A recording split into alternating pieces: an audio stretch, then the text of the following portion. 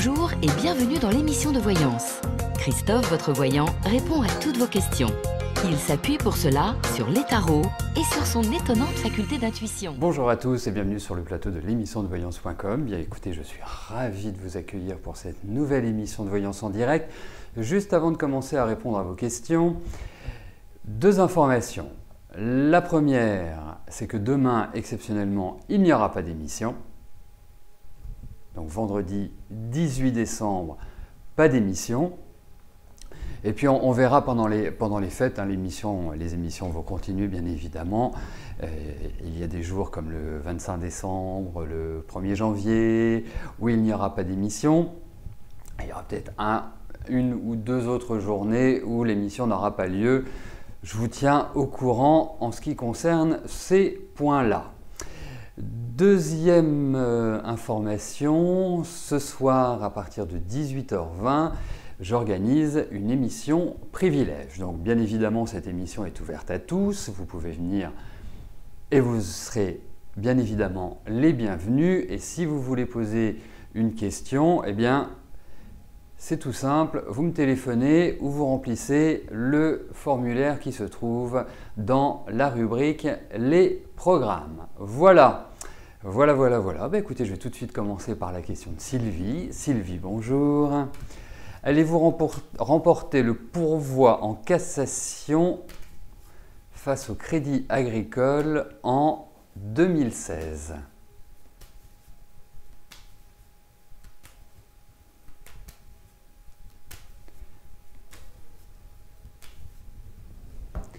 Allez, voyons.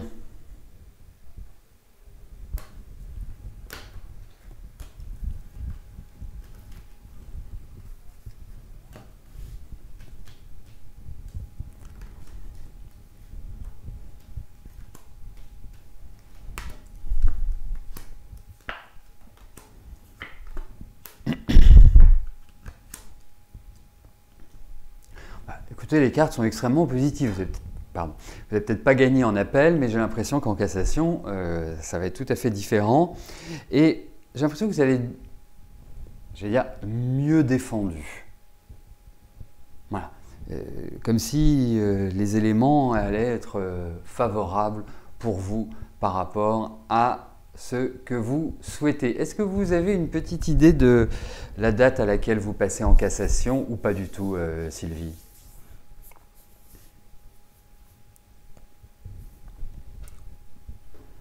Juste une petite curiosité, parce que moi j'ai l'impression que ça peut se jouer, il y a quand même l'idée d'une attente, et je pense que ça peut se jouer, d'accord, juste en 2007. Parce que moi j'ai l'impression que ça va jouer plutôt sur à partir des beaux jours, donc plutôt à partir de avril, mai, enfin voilà, à minima, je pense que ce ne sera pas avant. Moi je verrais bien ça entre mai et octobre. Bon. C'est là où il fait beau normalement. Oui, tout à fait, mais ça se sent, je pense que votre avocat est très bien. Mais ça, je savais que de toute façon, pour les cassations, ce sont des avocats particuliers. Mais je pense qu'il va être très très bien, vraiment, vraiment. Donc, on croise les doigts pour que vous ayez gain de cause. Mais a priori, ça prend une bonne tournure.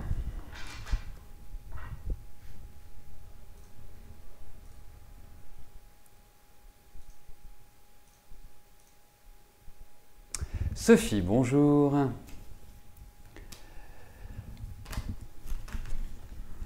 Hop. Que vois-je sur votre vie? Y aura-t-il un changement? Et cette question est une question sur le plan familial.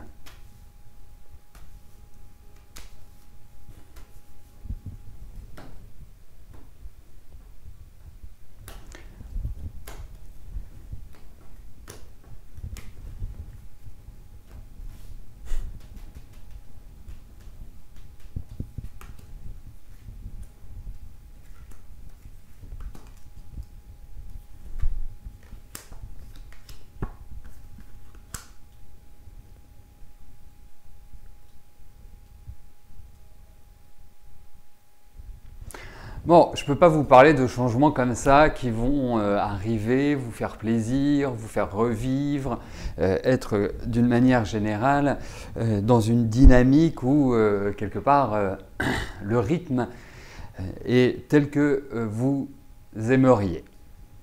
Malheureusement, ce n'est pas forcément ce qui ressort. Ça, c'est le premier point. Ensuite, effectivement, je pense qu'au niveau familial, puisque nous parlons de la famille, je pense qu'il va y avoir aussi des discussions, des remises en cause, des choses qui doivent être calibrées. Ce n'est pas à proprement dit une période qui, je pense, bon, on parle de 2016, hein, puisque dans 14 jours, on change d'année. Je pense que le début de l'année va être un petit peu compliqué, va être un petit peu, appelons un chat, va être un peu déprimant. Et puis au fur et à mesure que vous avancerez dans l'année, je dis bien petit à petit, les choses vont tendre à être plus agréables pour arriver sur la fin de l'année où je pense qu'il y a beaucoup de choses qui se décideront à ce moment-là, ou en tout cas il y aura une meilleure clarté et je pense que vous serez mieux. Parce que là, il y a quand même, pour moi, il y a une grosse fatigue. Pour moi, il y a quand même des choses qui sont dites dans votre dos et c'est vrai que ce n'est pas une énergie non plus tonitruante, disons-le.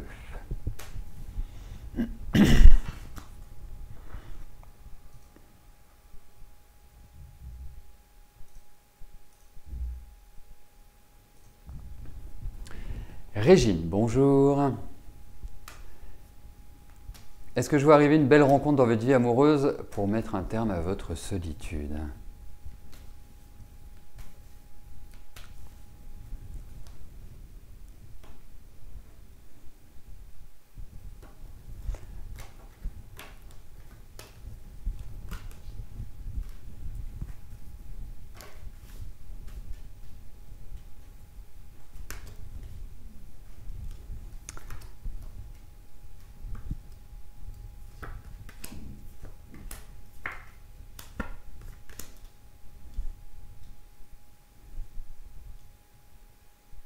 Écoutez, je vous souhaite que la vie se déroule de manière aussi belle que ces cartes que j'ai devant moi.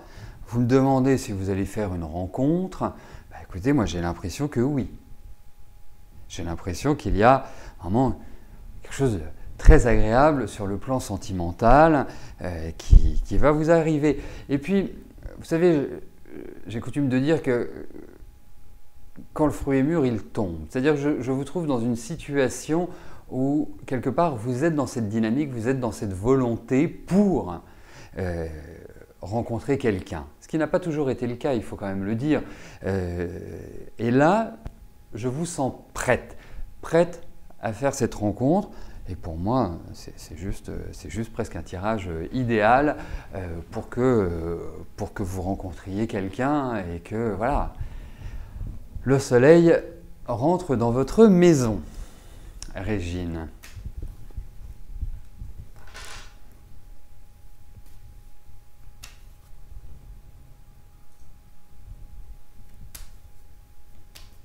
Christine, bonjour.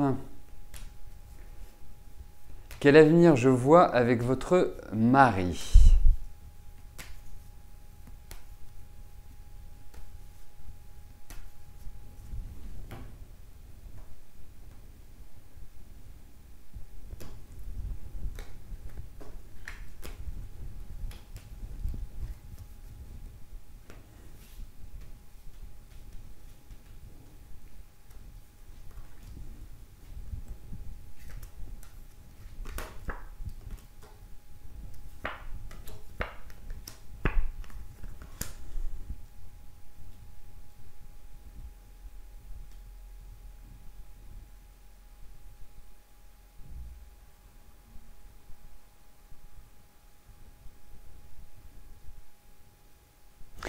Écoutez, je trouve que déjà, quand on regarde ce qui s'est passé cette année, ça n'a pas été réellement une année terrible pour, je dirais, votre mari. Comme si ça avait été, pour moi, d'une certaine manière, comme s'il il s'était détaché un petit peu de l'environnement familial. Hein, comme si, quelque part, moi, voilà, le sentiment que j'ai, c'est qu'il était vraiment sous tension. Donc sous tension, ça peut signifier aussi que dans les rapports, l'harmonie ne demeure pas. Donc un climat un petit peu houleux, on va dire. Hein. En tout cas, au-delà du fait du fait que ce soit houleux, c'est plutôt un climat c'est un peu terne, dirais-je. Alors, et vous aspirez à autre chose, indéniablement. Hein. On sent que quelque part, vous vivez sur un mode où, moi je ne vous sens pas, je ne sais pas depuis combien de temps vous êtes avec votre mari, mais je ne vous sens pas non plus pleinement épanoui. Donc, parlons un petit peu d'avenir maintenant. On a parlé de la situation présente. Je pense que l'avenir, c'est-à-dire l'année prochaine, va être une année à double tranchant.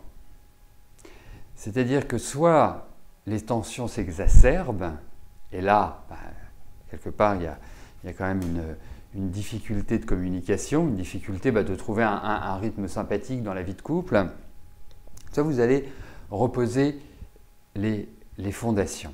Mais je pense que ce n'est pas facile dans la relation avec votre mari parce que lui déjà c'est pas quelqu'un qui à mon avis parle beaucoup dans la vie privée, hein. C'est pas quelqu'un qui est expansif. C'est quelqu'un voilà, qui fait son truc, qui est dans son coin et qui vit sa vie et qui voilà. D'une certaine manière, je trouve que le partage, l'échange n'est pas forcément là. Donc le conseil que je puis vous donner, c'est de ne pas vous raidir et après ça dépend de l'objectif que vous vous fixez par rapport à votre mari bien évidemment, mais c'est d'essayer de retrouver une sorte d'empreinte, une sorte de dynamique affective. Mais je dirais, je trouve que vous vous amusez pas, je trouve que vous n'êtes pas heureuse et je pense que le début de l'année va confirmer un petit peu ce sentiment.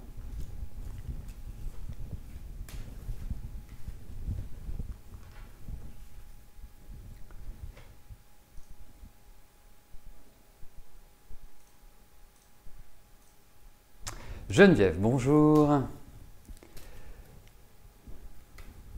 En 2016, vous serez en année 2. Est-ce que vous ferez un bout de chemin avec Frédéric car il vous a demandé en mariage? Est-ce que sa demande est toujours d'actualité?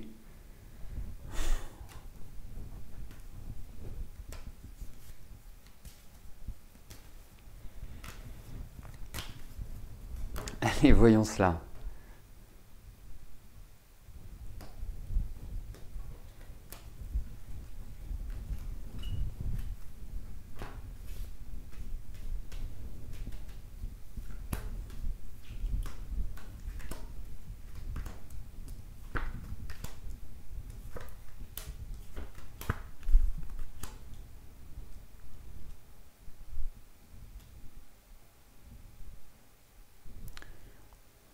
Bon, moi je vous conseillerais quand même de calmer les chevaux, hein, parce que, ok, c'est super, moi, je trouve ça magnifique que vous ayez une demande en mariage, voilà, c'est quand même ce qu'il y a de plus beau.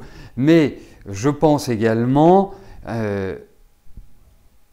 qu'il ne faut pas mettre la charrue avant les bœufs, hein, parce que déjà vous, j'ai le sentiment que vous avez une sorte d'intuition où vous vous dites il y a un truc qui me gêne, il y a un truc voilà, que vous ne comprenez pas, qui n'est pas clair en fait. Et lui, je pense qu'au niveau de sa vie, il ne vous a pas tout dit. Je pense qu'il y a des choses qui sont cachées. Ça ne veut pas dire qu'il vous a sciemment caché les choses. Hein. On ne va pas parler de manipulation, on ne va pas parler de ceci, on ne va pas parler de cela. Mais la seule chose, c'est que je pense qu'il y a encore des zones d'ombre par rapport à sa vie actuelle. Et puis, vous n'êtes pas dans la même ville. J'ai le sentiment que c'est comme si vous n'étiez pas dans le même endroit. Enfin, quand je dis la même ville, c'est la même agglomération. Hein. Vous pouvez être dans des villes différentes et être à quelques kilomètres, mais j'ai l'impression qu'il y a l'idée d'une distance par rapport à vous deux. Donc, moi, le conseil que je vous donne, parce que demande en mariage, Ah, 820 km, oui, effectivement. Demande en mariage, moi je dirais que faut peut-être pas remettre le couvert tout de suite. Voilà. Donc déjà voyez-le, voyez, passez peut-être quelques jours ensemble, mais c'est pas du tout pour moi une solution qui est représentée dans ces cartes à l'heure actuelle. Voilà. Mais ça n'empêche pas que ça peut être quelqu'un de très sympathique, de très à l'écoute, de tout ce que l'on veut. Mais j'ai un petit pincement. Donc quand j'ai un petit pincement, je dis il faut faire attention.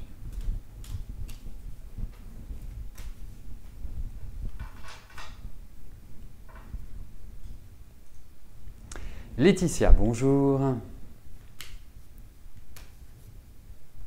Vous voulez savoir si votre bébé va bien et si votre accouchement prévu le 9 février va bien se passer. Vous êtes très fatigué et cela vous inquiète un peu.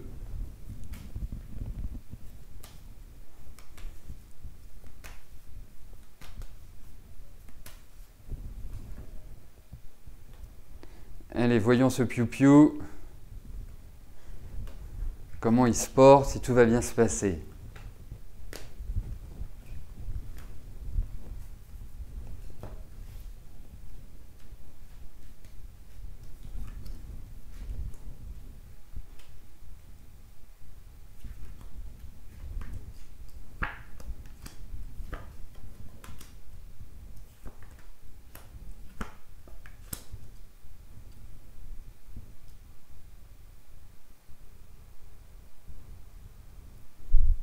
Effectivement, vous êtes très fatigué, mais ça va au-delà de la fatigue. C'est que, alors déjà, vous êtes quelqu'un d'anxieux, vous êtes quelqu'un de nerveux, vous voyez, intérieurement, c'est toujours un peu en ébullition. Et là, quelque part, il y a vraiment une grosse tension, une grosse catastrophe. Excusez-moi, c'est un lapsus. C'est-à-dire qu'intérieurement, vous n'êtes pas bien. Intérieurement, vous êtes à l'étroit.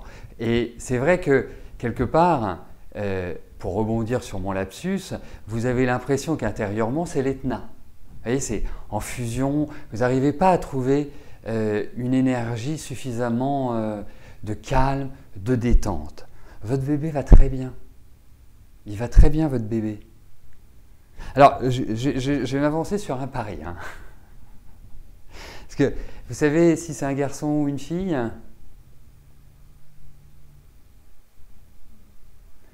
Parce que je verrais bien un petit gars, moi. Je verrais bien un petit garçon. Hein, c'est un petit peu l'idée que je m'en fais. Mais même au niveau physique, c'est-à-dire que même au niveau de l'ossature, il y a vraiment une difficulté. Alors je ne sais pas si vous avez pris beaucoup de kilos depuis que... Ouais, parce que ça ressort, c'est très masculin. Écoutez, franchement, détendez-vous, zen, ça va bien se passer. Voilà, il va bien arriver, il va être beau comme tout. Donc, vraiment, non, donc 7 kilos, non. Mais c'est marrant parce que j'ai l'impression que, vous voyez, c'est comme il y a l'idée de marcher, tout ça, pour moi, devient compliqué. Donc, je me disais, vous avez peut-être pris 20-25 kilos. 7 kilos, c'est extrêmement raisonnable, hein. Vraiment, voilà, comme ça au moins vous n'aurez aucune difficulté à les perdre post-accouchement. Il faut être clair. Donc c'est vous qui vous inquiétez. Le bébé va très bien. Très bien. Voilà. Donc, hein, profitez, je pense, parce que ça, je ne le vivrai jamais, mais je pense que ça reste quand même un des moments les plus forts, les plus intenses, les plus heureux pour une maman. Enfin, je le pense ainsi. Donc vraiment, vous angoissez pas pour votre enfant, vous angoissez pas pour vous, tout va bien se passer, vous allez être très heureuse. Très heureuse. Mais c'est vrai que, en fait, je dirais presque depuis octobre, depuis octobre, vous commencez à avoir des gros coups de fatigue. Mais le bébé va bien. Voilà.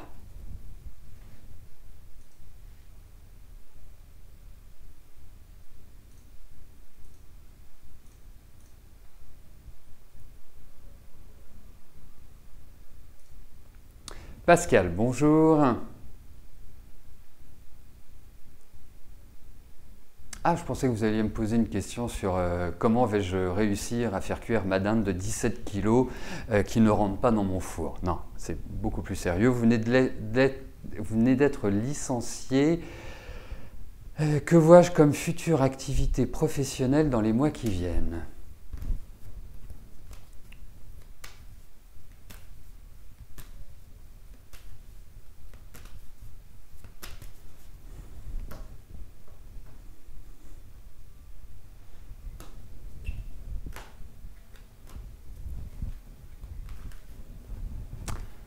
Eh ben, dites-moi, il va y en avoir des heureux événements sur l'émission dans les 2 mois qui viennent.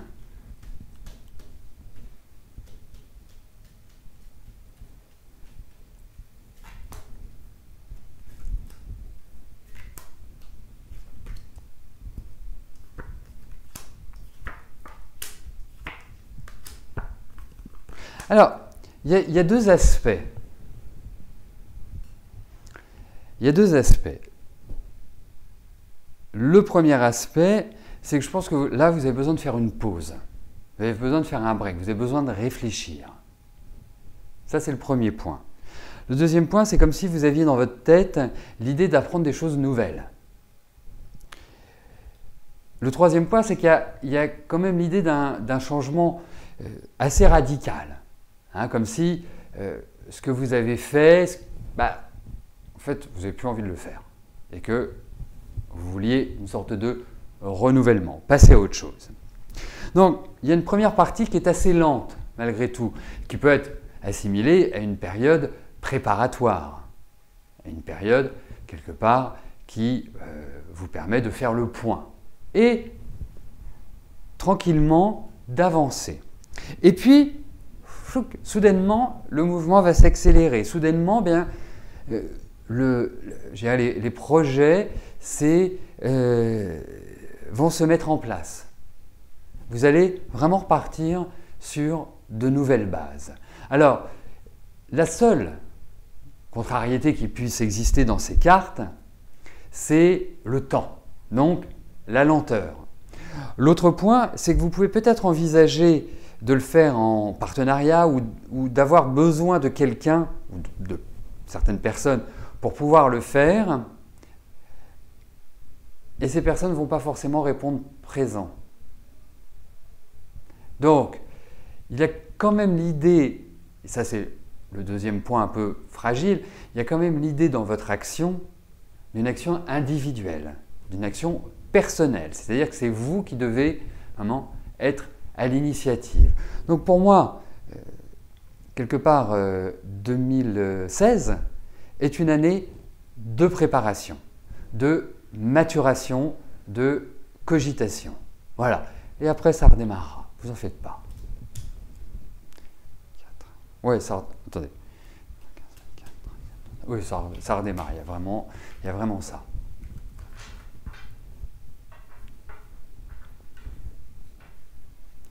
Bon, mais préparez bien l'année prochaine. C'est vraiment une année de préparation. C'est une année, voilà, on met sur le papier, on évalue, on fait son business plan, on regarde, on prépare et après, il faudra développer. Mais dans un premier temps, ne vous lancez pas tête baissée. C'est un conseil. Et soyez très attentifs, très très attentifs.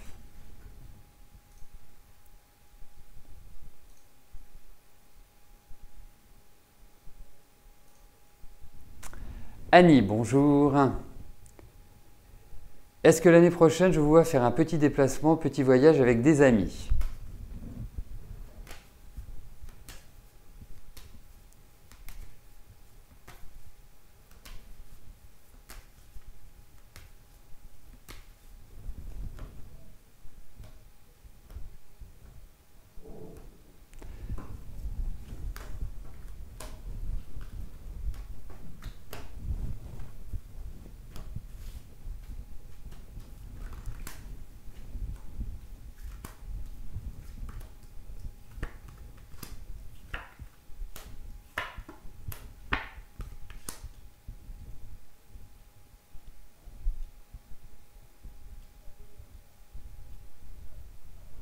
Bon, le premier point, c'est que vous risquez d'être en désaccord avec certains de vos amis. Il y a des choses qui risquent de vous agacer dans vos amis. De dire, là, franchement, ça dépasse certaines limites, ça me fatigue, ça m'use. Un ras-le-bol. Voilà. Tout à fait gérable, bien évidemment, mais un ras-le-bol tout de même. Comme si, quelque part, vous en aviez marre un petit peu des cancans. On va appeler ça comme ça. Donc, effectivement, moi je trouve, en plus, j'ai l'impression que vous avez quand même des amis de longue date. Hein, c'est-à-dire que, voilà, il y a une certaine fidélité en amitié. Après, vous me demandez par rapport à un petit voyage. Donc, il faut quand même des cartes de voyage. C'est un projet. Je pense que c'est un projet qui va se réaliser. Peut-être tardivement dans l'année, c'est peut-être pas forcément tout de suite. Après, ça dépend de ce qu'on appelle un petit voyage, un petit déplacement. Est-ce que c'est un week-end? Est-ce que c'est une semaine? Mais il y a quand même l'idée où vous allez ailleurs. Voilà. Et en fait, cet ailleurs peut peut-être aussi ne pas vous plaire. Il y a peut-être un choix de déplacement, un choix de voyage qui fait que, bon, l'idée de partir vous séduit, peut-être que la destination, bon, pourquoi pas, mais enfin, c'est pas non plus l'endroit magique.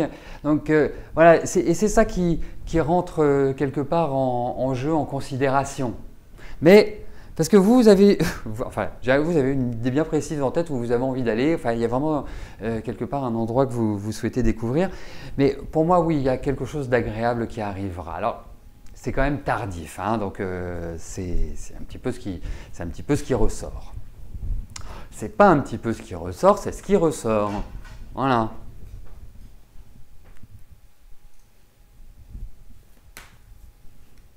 Catherine, bonjour. Votre fille, Alexandra, n'est pas à l'aise dans le cursus scolaire, pourtant elle désire fortement passer son bac pro en petite enfance. Elle n'a pas de souci lorsqu'il s'agit de faire un stage en entreprise ou faire son BAFA. Est-ce qu'elle doit abandonner le cursus scolaire en faisant une formation afin d'obtenir son bac?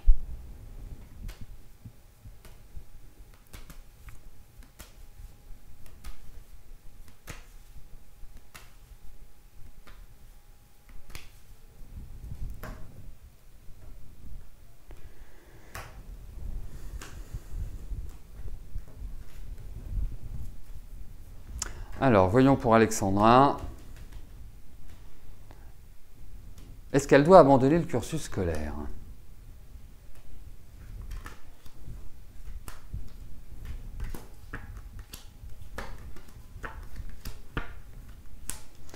Alors écoutez, moi je ne suis pas extrêmement favorable à cette idée-là par rapport aux cartes. Pour une raison simple, c'est qu'il lui faut un encadrement, il lui faut quelque chose de très carré, très organisé, voilà, il faut jalonner. Et si, parce que pour moi l'idée c'est quand même de le passer, une sorte de candidat libre, ou c'est dans un cursus scolaire, c'est ça qui est important aussi, parce que faisant une formation afin d'obtenir son bac, ça veut dire qu'elle rentre dans un système, quoi qu'il arrive, scolaire ou pas, où elle sera tranquillement à la maison en faisant des devoirs, en travaillant pour obtenir son bac.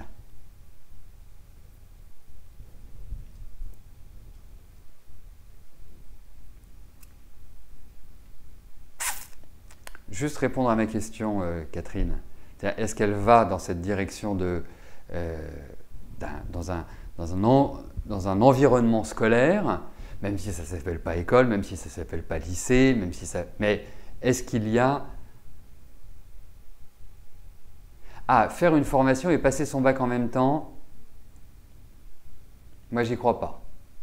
Là, telles que sont les cartes, parce qu'il y a quand même l'idée d'un enseignement. Ok. Non, parce qu'il y a cette idée d'apprendre. Moi, vous savez, je pars du principe que tous les chemins mènent à Rome et qu'on n'est pas tous adaptés au rythme scolaire tel que le fait et tel que le détermine le ministère de l'enseignement. Donc, il y a d'autres solutions, je trouve également très bien. Mais là, dans ces cartes, il y a d'indiqué qu'elle ne doit pas quitter faut qu'elle soit dans un environnement. Si vous me dites c'est en candidat libre, où elle fait une formation et à côté de ça, elle travaille individuellement pour quelque part avoir son bac, ça je n'y crois pas. Si vous me dites, bah voilà, elle va quitter l'école mais se retrouve dans une ambiance scolaire où il y aura d'autres élèves, où il y aura des professeurs, où quelque part il y a une attention plus particulière qui est donnée aux enfants, ça oui. Voilà, voilà. Après, vous faites le tri parce que ce n'est pas complètement clair dans ma compréhension de l'environnement dans lequel elle se situera. Mais en tout cas, il y a l'idée d'apprendre. Donc si ce n'est pas en candidat libre, ça veut dire qu'elle est dans un rythme scolaire. Ça, je suis beaucoup plus favorable. Voilà.